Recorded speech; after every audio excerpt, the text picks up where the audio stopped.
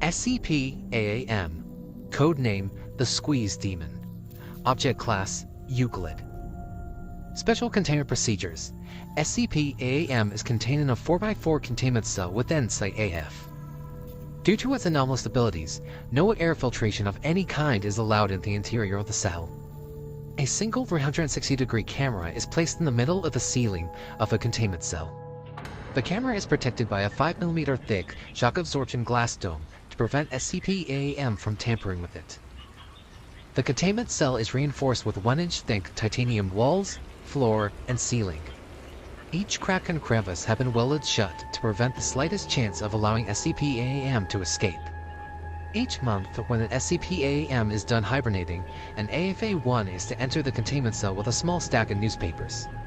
Every week, a single D-Class is to be escorted into SCP-AAM's containment cell to be fed on. The AFA-1 must always be armed with a Foundation assault rifle. Testing is regularly done with SCP-AAM's blood and must be approved by at least one Level 3 clearance staff member. If SCP-AAM is reported showing signs of distress or displaying self-harm, it is to be assumed that he is merely trying to gain sympathy. Any Foundation staff that feel guilt for SCP-AAM are to be transferred to a different site immediately. SCP-AAM has not, nor will he ever be approved to be processed by the Anomalous Employment Division. Description: SCP-AAM is a humanoid anomaly that appears to be of Caucasian descent, with brown hair and black eyes. Biologically, SCP-AAM is somewhere in his early 30s, but is actually over 100 years old, possibly older. Furthermore, he possesses the anomalous ability to stretch his body to extensive degrees with unknown limits. This allows him to fit through small holes and stretch his arms out to grab anything in front of him, regardless of what obstacle stands in his way. It should also be noted that SCP-AAM is extremely strong, able to rip open the stomach of a grown man with his bare hands. Despite being human in appearance and sometimes behavior, SCP-AAM can be very savage and animalistic, especially when hungry. SCP-AAM has a taste for rotting meat, or fresh human meat, though it mostly prefers to eat the liver.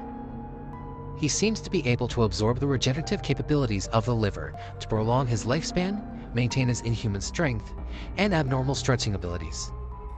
How SCP-AAM is able to maintain his anomalous properties by devouring the liver is not well understood by the Foundation. SCP-AAM has a strange ability to build a nest to allow him to rest and maintain his vitality while waiting for his next meal. For whatever reason, SCP-AAM likes to build his nest out of newspapers. SCP-AAM was discovered in 1993 when it was apprehended by persons of interest Fox Mulder and Dana Scully. SCP-AAM was placed under FBI custody as a criminal who tried to assault Agent Scully in her home. However, due to the anomalous abilities of SCP-AAM and the lack of evidence, the FBI cannot hold him for long. As such, Mobile Task Force EOTA-10 damn feds had to step in. Foundation hackers got into the system and made a false transfer request for SCP-AAM. MTF EOTA-10 units transferred SCP-AAM to Site-AF only after transferring to a Foundation truck after destroying the FBI truck. The cover story is that the FBI truck crashed and SCP-AAM died as a result. Interviews with SCP-AAM about its origin and source of anomalous abilities have yielded no results. SCP-AAM is under the impression that he is held in another government prison and believes that so long as he acts innocent, the Foundation will let him go. He has been reported continuously trying to gain sympathy from everyone who interviews or interacts with him. It should also be noted that he tries to get Foundation staff to be alone with him in an attempt to eat them. It is for this reason that AFA units are always present during testing with SCP-AAM and are relied on when feeding him. It's honestly annoying that SCP-AAM has persisted in playing innocent. We've even shown the monster video recordings of him eating D-Class, and he's still trying to keep appearances. The pathetic freak is even trying to pin it all on Scully and Mulder, saying they're framing him. Though what's really annoying is that despite the DNA samples we've collected, we're still no closer to finding how the hell SCP-AAM came to be and how the freak is able to do what he does. Well, no matter. So long as he's here, he's never gonna hurt another innocent person again, and frankly, that's good enough for me. I'm just saying, it would be nice if he'd stop acting like an innocent puppy when we all know he's a murderous piece of shit. Dr. Jutella, concluding personal report and signing off. SCP-AAQ, codename the Murder Parasites. Object Class Safe. Special Containment Procedures. The 4 samples of SCP-AAQ are kept in 4 separate biohazard canisters stored within a small biohazard box. The box is kept in a freezer at Site AC within the Level 2 area of the biohazard labs. Any testing with SCP-AAQ must be approved by at least one Level 3 Foundation staff member. In the event of a containment breach, SCP-AAQ is not to be moved from its location. Instead, the motion detection explosives on the freezer containing SCP-AAQ and the other dangerous pathogens stored there is to be activated. The explosives will only be turned off after it is confirmed the containment breach has been completely dealt with. Description: SCP-AAQ is a parasitic worm-like organism capable of infecting the host and filling them with hyperaggression, paranoia, increased survival instincts, and random murderous impulses. SCP-AAQ, upon infection, attaches itself to the posterior cervical area of the spine. Attaching to the spine allows the worm to feed on numerous chemicals of the brain, including acetylcholine, which regulates aggression and improves memory. SCP-AAQ is anomalous in behavior in that it has no desire for infection and reproduction like a normal parasite, only self-preservation. Should 2 SCP-AAQ instances exist in the same body, they will kill one another so that the survivor gets the host. Though more often than not, this just leads to the complete annihilation of both instances. Ironically, this shows the best cure to SCP-AAQ infection is to simply become infected with another and have the 2 kill each other. However, none of this is to say that SCP-AAQ is not infectious. The blood of the host is typically filled with thousands of SCP-AAQ eggs, naturally leading to exposed wound and blood infection. Any vertebrate can be infected by SCP-AAQ, but humans have proven to be the most dangerous hosts, as they are excellent at hiding their infection due to still retaining human intelligence, along with a heightened aggression and paranoia. Surprisingly, SCP-AAQ can survive and even thrive in sub-zero temperatures, being able to breed and infect faster in such a state. How this is possible is unknown. Testing has shown that unfortunately hot temperatures do nothing to weaken the parasite, though like all living things, it hates fire.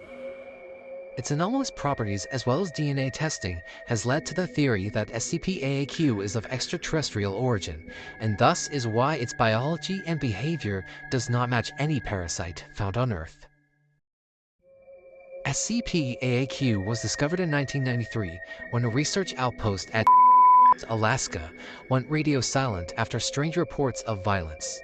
Due to the environment and high possibility of danger, Mobile Task Force Delta 14 Winter Wonderland was deployed to investigate. However, upon infiltration, they encountered persons of interest Fox Mulder and Dana Scully. Please see Addendum X14 for details. After a few blunders, the Delta 14 units contained samples from the corpses and an infected dog found later. Afterwards, Fox Mulder and Dana Scully were escorted out at the outpost and to the nearest airport. After being dropped off, Fox Mulder tried to get answers out of the Delta 14 units, but they ignored his every question and left the area as fast as they could. Foundation agents disguised as flight attendants boarded the same plane as Fox Mulder and Dana Scully to drug them with Class G amnestics. The drugs worked on Dana Scully, but were of minimal effect on Fox Mulder. This has raised his watch list level from 2 to 3. SCP-AAU, codename the Pyromancer. Object Class Euclid. Special Containment Procedures. SCP-AAU is contained within a cryogenic sleeping pod within a 5x5 meter containment cell at Site AC. Every day, a Foundation researcher and 2 armed guards are to inspect the containment cell and the cryogenic pod of any damage or degradation. Should such a scenario occur, a Foundation technician wearing a temperature-resistant suit is to enter with 4 armed guards and repair the damage. The guards are to be armed with Foundation cryoblasters to prevent SCP-AAU from escaping if he wakes up. At all times, a squad of Mobile Task Force Delta 14 Winter Wonderland units are to be stationed at Site AC in case of a containment breach. Description: SCP-AAU is a middle-aged Caucasian male with brown hair, brown eyes, and is capable of manifesting fire seemingly anywhere. Similar to SCP-AAS, he is able to manifest his fire with no need for a source, suffer any consequences doing so, and can control the fire with his mind alone. Though, unlike SCP-AAS, he is limited to fire and can't expand his capabilities to heat, explosion, radiation, or energy of any kind. Furthermore, SCP-AAU is only immune to basic fire of 900 to 1500 degrees Celsius. Anything of 1600 degrees Celsius or hotter will start to burn his flesh, though he is able to quickly regenerate from any damage he receives. Even if he has been dealt a lethal blow, his body will need no more than a month to fully recover, as if seemingly nothing happened. SCP-AAU's personality is extremely psychotic and self-absorbed. He constantly likes to show off how powerful and seemingly unstoppable he is.